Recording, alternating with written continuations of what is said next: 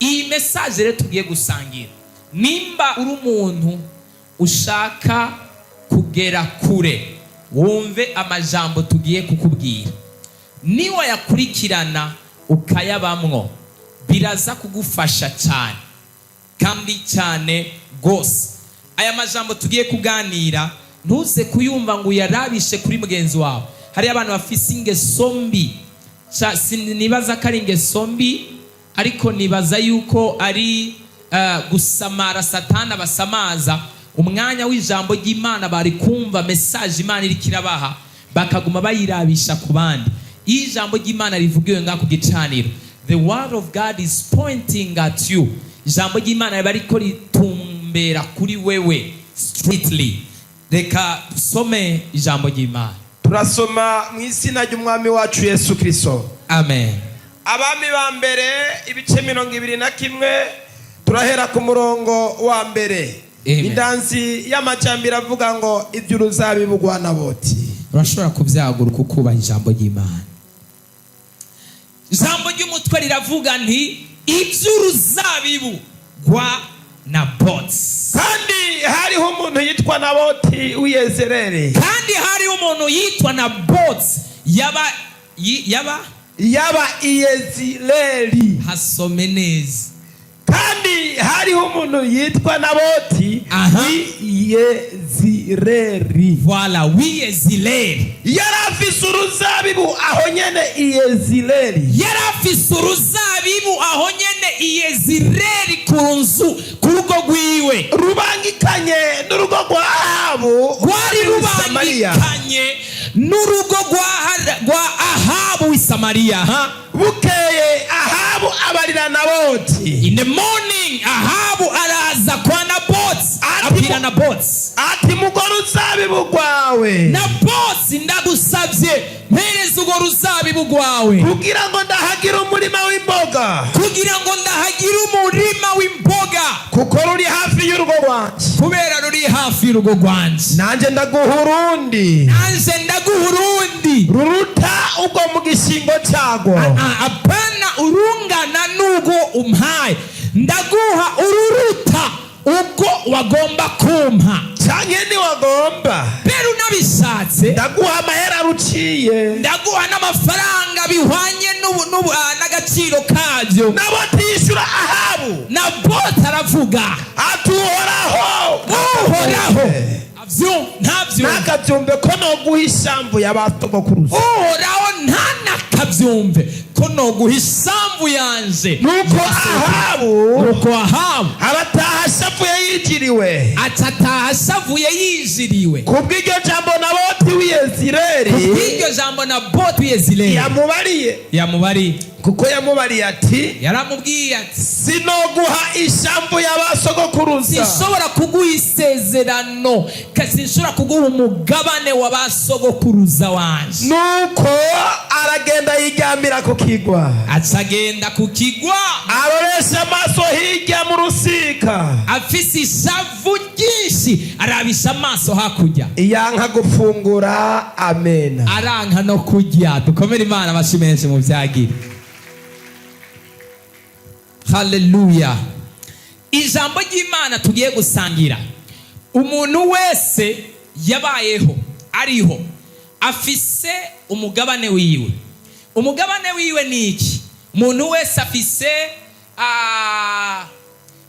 Imana yamurungikanye ngaha kwisi. Afise Imana yamuhaye ngaha kwisi. Nta muntu n'umwe yavutse adafise ingabire. Umuntu wese yavukanye ingabire. Cyangwa se umuntu wese amaze gukura akamenya ubuzima icyo ari cyo, abazi icyo akeneye mu buzima bwiwe. Naho aba atarakironka, abazi icyo yifuza kuronka.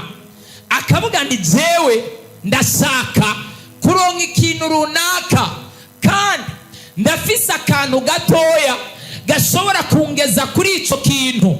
Swat ari urudandaza rutoya rushobora kukugeza ku rudandazwa runini, canke ari akazi gatoya gashobora kukugeza ku kazi kanini, canke ari ingabire ikiri ntoya ushobora kukugeza ku ngabire nini, cyane ari umuhamagaro mutoya ushobora kukugeza ku muhamagaro munini, cyane se ari ministeri, igikorwa gitoya ariko gishobora kukugeza ku gikorwa kinini.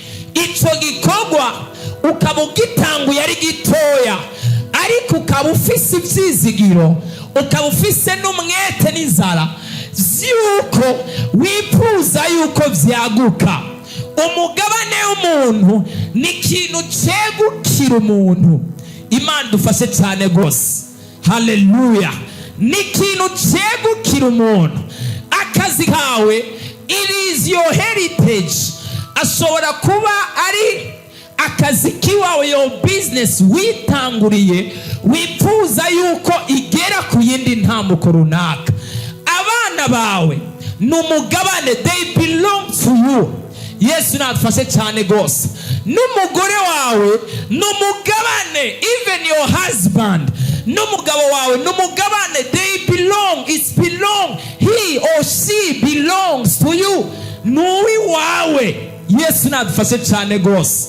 Ikintu cyose kikwegukira, ikintu cyose kikuraba, ikintu cyose kiraba ubuzima bwawe, yaba icyo wavutse usangaho ababyeyi bawe barondeye, cyangwa se icyo wewe wirondereye, icyo kintu ni umugabane wawe. Umugabo rero yitwa Naboti arihweza, aratunga umugabane, hacahaguruka, yarafise akazuga akarima gatoya. Imana nidufashe cyane rwose. Hanyuma hacahaguruka umugabo yitwa Ahabu, araraba akarima kiwe gatoya, aca aragakunda, arakipfuza, arakararikira, kandi atari uko abuze umurima munini. Mbere ikikwereka yuko atarashaka ko karima, ahubwo yashaka gutwara umugabane no gutwara ishamvu, cyangwa se icyo ingabire Imana yamuhaye yiwe, icyamwibutsa umuryango wiwe, aricyo yagomba gutwara kugira ngo afute kandi azimanganye amateka y'umuryango wa Naboti. Ikikwereka nuko yamubwiye ngo mpereza iki kibanza cyawe, jewe cyanda guhereza ikibanza kikiruta. Sinibaza yuko kwari gukunda icyo kibanza, kubera icyo kibanza cyari kuba gitoya gusumba icyo yamuhaye, ariko yagomba gutwara kugira ngo azimanganye amateka n'umutungo wo kwa Naboti. Imana yo mu ijuru igufashe ntihagire ikintu na kimwe Satani yogura ingabire y'ubuzima bwawe mu izina rya Yesu. Haleluya. Subiye inyuma gatoya, ku muntu wese afise ingabire, ku muntu wese Imana yatoranyije, ku muntu wese Imana yahamagaye, ku muntu wese Imana yasize amavuta. I want to remind you this.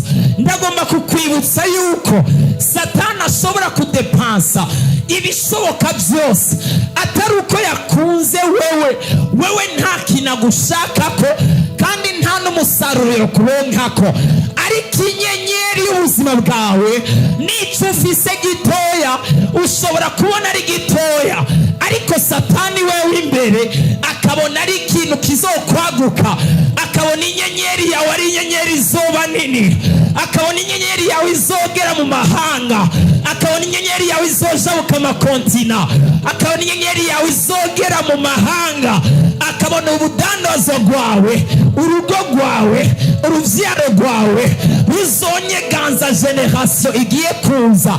Satani agatangura kubirukako no gushaka kubereka iby'agaciro byiza wobamwo gusumba ubuzima busa n'ubuciriritse bukenye bashobora kuba babayemo uyu munsi. Agatangura kubabwira ngo in order you to be successful, kugira ngo ushobore gusucceedinga, nuko utanga ubuzima bwawe ube mu buzima bw'ubumaraya kugira ngo ushobore kuronka amafaranga. Satani akica inyenyeri yawe akakubwira ngo utegereza kwiba, kugira ngo ushobore kuronka amafaranga, akagira ngo utegereza gukora ibyaha kugira ngo ushobore kuronka amafaranga, agaca kwambura inkomezi n'ububasha no kugusamaza kugira ngo ntushobore guhagararira umugabane wawe, ukisanga wagiye mu zindi nzira. Ariko ndasengeye umwana wese wa repentance, Satani ntakakunyaga umugabane wawe mu izina rya Yesu. Haleluya. Naboti afise umugabane, araraba agatongo kiwabona ni gatoya, ariko bashaka kukamugurira itongo rininiya cyane, bagomba kukamugurira ikibanza kininiya cyane gose. Umviriza nakubwira ikintu kimwe, uyu munsi ushobora kubona ubuzima bwawe ari butoya, ushobora kubona ufise ikibanza gikengeretse, ushobora kubona ufise imyambaro ikengeretse, ushobora kubona ufise umugore asuzuguritse, ushobora kubona ufise umugabo akengeretse, ushobora kubona uryama ahantu hakengeretse, ariko nahi wawe kandi muri uwo mugabane wawe harimwo ahandi hariko harategura hanini.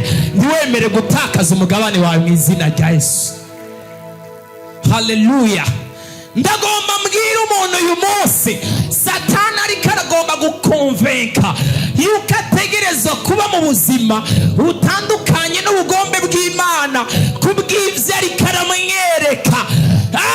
Barabwira Naboti, abwira Naboti ngo mpereze ikibanza cyawe kugira ngo ndaguhereze ikibanza kikirusha, kubera kikirusha ubunini, kubera ikibanza cyawe nagikunze. Yesu natufashe cyane gose. Satani azoza kwereka ko yagukunze, ufitiye umugambi mwiza cyane gose, aguhendahende, agushuke. Inzoka mu guhenda Eva yabanje kumwereka yuko hari ikindi kintu gikomeye imbere yiwe iriko iramutegurira. Iramubwira ngo niwajya kuri kino camwa amaso yawe araza kuguruka ubone nk'Imana. Abanza kumushuka no kumubesha, aca aratakaza umugabane wiwe ari we Edeni. Gutakaza itongo rya Edeni kubera ibinyoma vya Satani. Niwemere gutakaza umugabane wawe kubw'ibinyoma by'amajambo bariko barakubwira. Niwemere gutakaza icyo Imana yaguteguriye kubera Satani ariko araguca intege, akwereka ko ubuzima burangiye, akwereka ko utazorongorwa, akwereka ko utazobaho, akwereka ko utazogera kure. Uca utakaza agakiza k'Imana kubera ibi ariko arakwereka. Imana yo mu ijuru ikurinde gutakaza inyenyeri n'ubuntu n'umugabane wawe mu izina rya Yesu. Umugabane ni iki? Umugabane ni ubutunzi Imana ishyira mu muntu butarayishugwa ngo bwaguke, ariko uko iminsi igenda bukarushiriza kwaguka no kugera kure cyane gose. Ntugasuzugure intango ntoya. Never despise your little beginning. Imana yo mu ijuru iravuga ngo ndi Alufa kandi nkaba na Omega, ndi intango kandi nkaba n'iherezo. Ni kuvuga nimba Imana ari intango, ni Imana y'abatangura ibikorwa. Ntugasuzugure igikorwa gitanguye, ntugasuzugure intango ntoya, ariko naho yoba intango ntoya ari umugabane wawe, yihagararemo neza. Bavyeri yayo, baproud yayo, bakubwira ngo ufise akantu gatoya, vuga ngo nakiwanje n'umugabane wanje, kandi niko Imana yataguyemo kumezagiriramwo, kandi niko kazokwerekana yuko Imana yabaye umwizigirwa ku buzima bwanje. Biragoye yuko uzovuga gukomera kw'Imana n'imirimo wabonye mu gihe watanguriye mu migabane y'abandi ikomeye cyane, ariko iyo uhagaze mu mugabane wawe mutoya, abantu bakabona Imana iwagura, abantu bakabona Imana iwugeza kure, abantu bose bazovuga ngo uriya muntu yari ahantu yavuye, hari n'ahantu ariko aragera. Nimba abantu bifuza gukomera no kubandanya, bazokomera bawaravye wewe, bavuze ngo nshingiye kuri runaka, ukuntu yatanguye ibintu bitagenda, ukuntu yatanguye abantu batamwumva, ukuntu yatanguye abantu bamupinga, ukuntu yatanguriye mu busa, ukuntu yatanguye atawumwemera, ariko agahagarara neza mu mugabane wiwe, akaba umwizigirwa, naje Imana izonkomeza. Imana iguhereze guhagarara mu mugabane wawe, ntiwemere gutanga umugabane wawe. Hallelujah. Abantu baranka gutangura, people they are afraid of beginning. Abantu baranka gutangura utuntu duto yifuza kwibona afise iki alimentation kinini. Genda ubaze uriya muntu yatangwa iri alimentation ahantu yahereye. Go and ask him. Man dufashe cyane gose. Hallelujah. Hallelujah. Umuntu ashaka kwibona mu kizu kinini cy'igihe etage. Genda ubaze uriya muntu aryamye muri etage, yararyamye mu nzu y'icyumba kimwe canke aryama hasi. Once, don't be afraid of standing on your heritage. Hagarara ku mugabane wawe. Yesu natufashe cyane gose. Hallelujah. Biciye mu mugabane wawe niho hazobonekera capacity y'ubushobozi bwawe. Ntago muvyumvise. Biciye mu guhagarara mu mugabane wawe niho hazogaragarira, hazobonekera capacity of what you can do. Niho hazobonekera capacity ibyo ushobora gukora. Abantu bazovuga ni uriya muntu, turavye ministere afise, turavye igikorwa afise, turavye umurimo afise, arashoboye. Hari ahantu yagikuye, hari n'ahandi ariko arakigeza.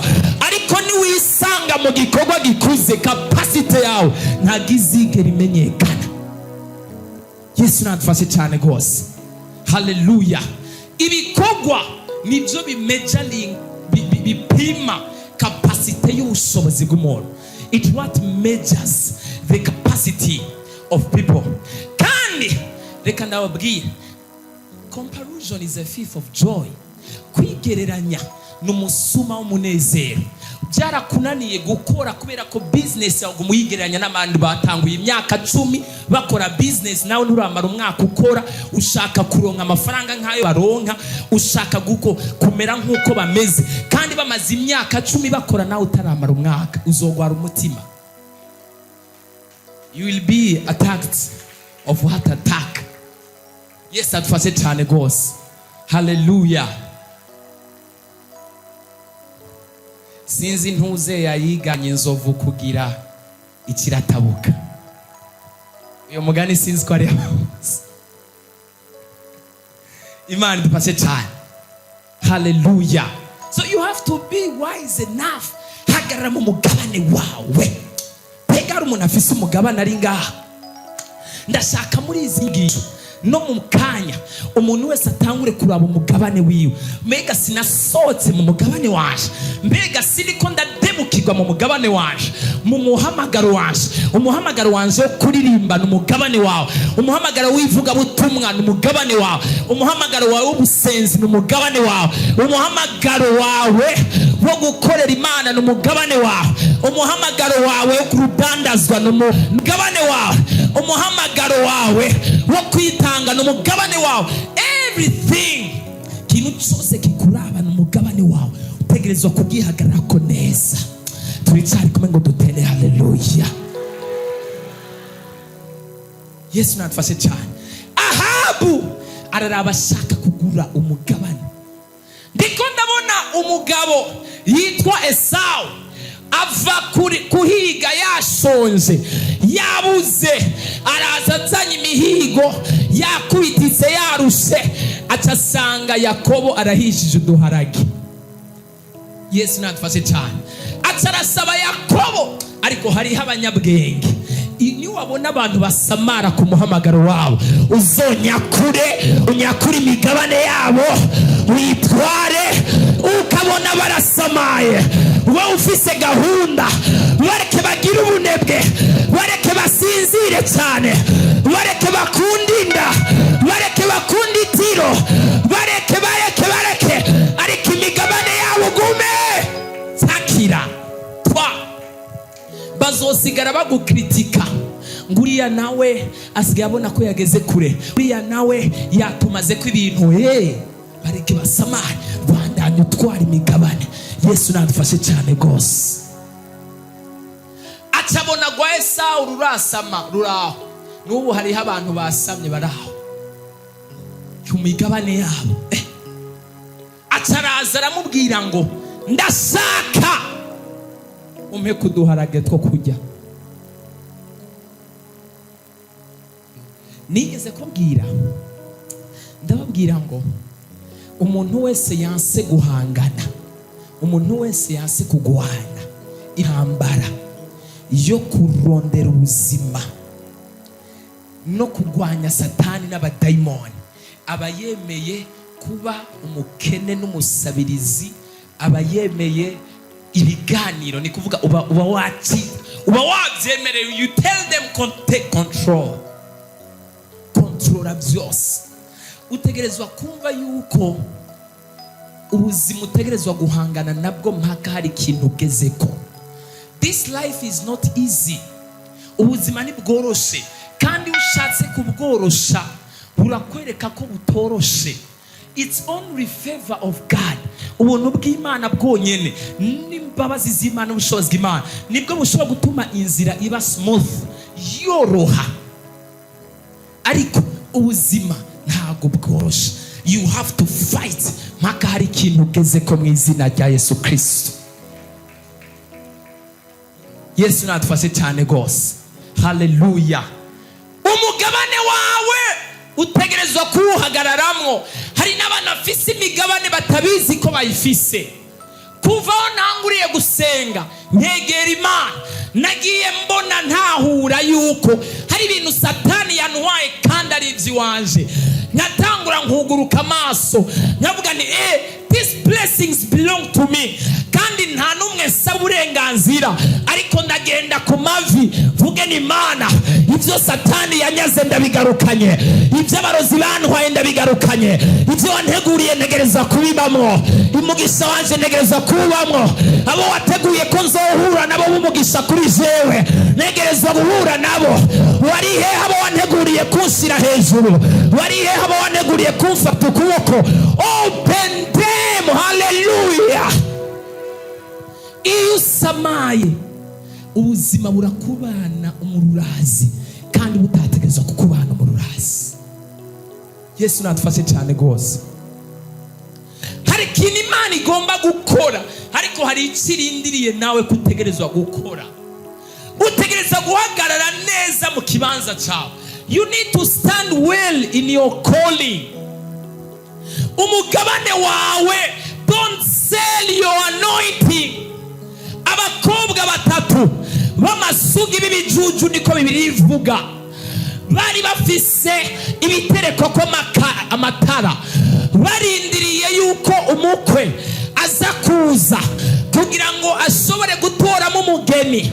Bamwe amavuta yabo barayonona, barayafata nabi, birengagiza yuko imbere hariho umukwe agiye kuza. Baronona amavuta yabo, baronona urumuri rwabo, amavuta arabaherana. Hanyuma heza kanya baca bumva karuru kariko karavuga hanze, umugeni araje, umugeni araje, umugeni araje, umukwe araje. Bamaze kumva induru kiravuga, baca basanga amavuta yabo bayononye, ntibashoboye kuyazigama. Barasaba kuri babandi ngo mutubabarire muduhe kutuvuta dukeya, umugeni niyaza aze kutubona, aze kutubona natwe, aze gusanga dose umuco. Arababwira ngo ntitubahereza umuco, ntitubahereza amavuta yacu. Mwarononye umugabane wanyu, mwarasamaye ku mugabane wanyu. Kuko mwasamaye ku mugabane wanyu biratuma mudashobora kubonwa n'umugeni, kubera ko yategerezwa kubabona. So kugenda kurondera amavuta, bagarutse binjira basanga umugeni yamaze kugenda, bararira amarira menshi cyane gose. Hari abantu satani ariko arasamaza ababwira ngo bagume mu ntege nkaho kubyuka gusenga. Hari abantu ubuzima bwabo bari bateguye kuza abantu bakomeye, ariko inyenyeri zabo zarazimye, kandi niba bizi ko zazimye, kandi abantu bategerezwa kuba abantu bakuru. Hari abantu ngaha bari ngaha Imana yateguriye kuzoba abanyamugisha bakomeye, kuzoba imfura ku mahanga menshi, kuzoba igisubizo ku buzima bwa benshi. Ariko bamwe barasinziriye, amavuta yabo ntago bariko barayakoresha, kandi niba ariko barakanura umugabane wabo bashobora kutawubamo kubera kudatahura no kudahagarara mu mugabane wabo. Yesu nadufashe cyane rwose. Haleluya, haleluya. Umugabane wawe utegerezwa kuwugwanira uwubemwo. Naboti baramubwira, haravuga ngo biragahera n'Imana ntikabyumve. Naboti haravuga ngo ni gatoya ariko niko Imana yanteguriye kuzompezagiriramwo. Nikafadika ariko n'umugabane wanje, ni shamvu y'abasogokuru, ni shamvu y'abadata. Imana iguhereze kuba fier no kuba proud y'ikintu cyawe. Imana ikudugirizemo mu izina rya Yesu. Haleluya, haleluya. Kimwe mu bintu bituma umuntu abura umugabane wiwe, mwumvirize bino bintu ngiye kubabwira.